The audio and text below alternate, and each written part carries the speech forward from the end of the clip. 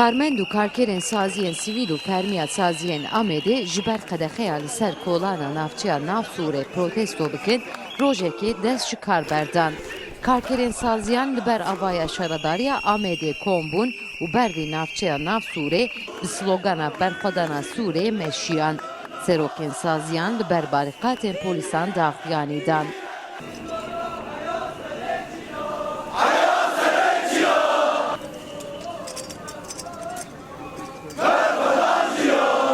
Di daxuyaniyê de serokên saziyan gotin ku bila dorpêçkirina dewletê li ser navçeyan bi dawî bibe.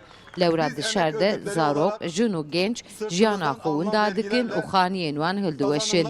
Dorpêçkirina dewletê û qedexeya kolanan bêqanûnî ye. Toplumsal ve bireysel özgürlüklerin daha da genişlemesi mücadelesini ve ihtiyacını karşılamak.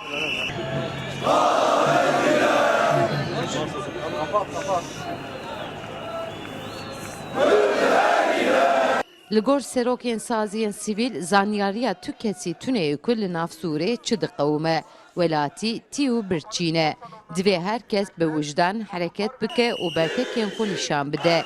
Serokên saziyan dibêjin heta dorpêçkirin ranebe wê çalakiya xwe berdewam bikin. Eviyan îro tiştekî me kiriye, tiştekî vicdanî ye, tiştekî ahlakî ye, tiştekî mirovahî ye. Ji bera wî jî em ser milê tenduristvanan re jî me viya îro kir bi tamamê ketkara platforma Amedê lê em ê platforma tenduristvanên Amedê em ê vê çalakiyê xwe em ê berdewam bikin. Ji bo îro çaman ketkarê Bakur çiqa sene îro li qada Amedê li qada Şeyx Seyid em civiyane û em dixwazin ku van bandorê li ser Sûrê û li her derê me dîn werin rakirin. Ji bo wî em îro hemû li vê ne û hetanî ev ê armanca me bice serê em ê berxwedana xwe dewam bikin û alîkariya xwe em ê dewam bikin.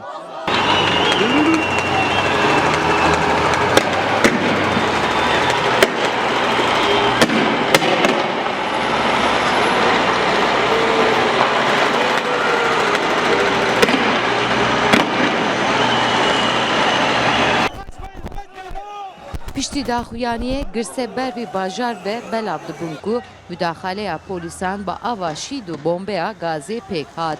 Gencên Amedê jî li taxa ofîsê bi keviran bersiva polîsan dan. Gengêşî dora saetekê domand. Sevda Kaplan, NRT, Amed.